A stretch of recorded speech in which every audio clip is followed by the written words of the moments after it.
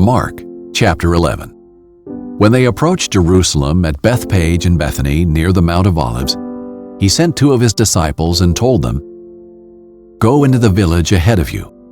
As soon as you enter it, you will find a colt tied there, on which no one has ever sat. Untie it and bring it. If anyone says to you, 'Why are you doing this?' say, 'The Lord needs it, and will send it back here right away.'" So they went and found a colt outside in the street, tied by a door. They untied it, and some of those standing there said to them, "What are you doing untying the colt?" They answered them just as Jesus had said, so they let them go. They brought the colt to Jesus and threw their clothes on it, and he sat on it. Many people spread their clothes on the road, and others spread leafy branches cut from the fields. Those who followed shouted, "Hosanna! Blessed is he who comes in the name of the Lord. Blessed is the coming kingdom of our father David. Hosanna in the highest heaven." He went into Jerusalem and into the temple. After looking around at everything, since it was already late, he went out to Bethany with the 12. The next day, when they went out from Bethany, he was hungry. Seeing in the distance a fig tree with leaves, he went to find out if there was anything on it. When he came to it, he found nothing but leaves, for it was not the season for figs. He said to it, "May no one ever eat fruit from you again." And his disciples heard it. They came to Jerusalem, and he went into the temple and began to throw out those buying and selling. He overturned the tables of the money changers and the chairs of those selling doves, and would not permit anyone to carry goods through the temple. He was teaching them, "Is it not written, 'My house will be called a house of prayer for all nations'? But you have made it a den of thieves."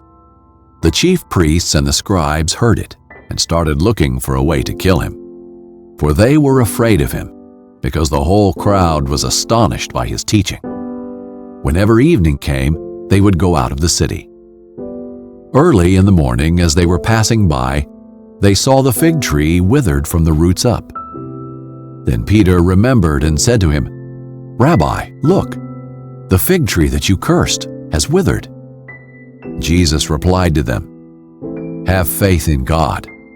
Truly I tell you, if anyone says to this mountain, 'Be lifted up and thrown into the sea,' and does not doubt in his heart, but believes that what he says will happen, it will be done for him. Therefore I tell you, everything you pray and ask for, believe that you have received it, and it will be yours. And whenever you stand praying, if you have anything against anyone, forgive him, so that your Father in heaven will also forgive you your wrongdoing." They came again to Jerusalem. As he was walking in the temple, the chief priests, the scribes, and the elders came and asked him, "By what authority are you doing these things? Who gave you this authority to do these things?" Jesus said to them, "I will ask you one question.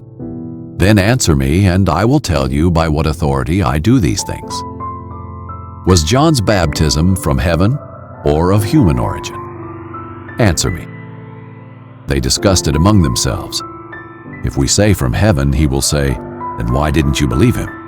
But if we say of human origin," they were afraid of the crowd because everyone thought that John was truly a prophet. So they answered Jesus, "We don't know." And Jesus said to them, "Neither will I tell you by what authority I do these things."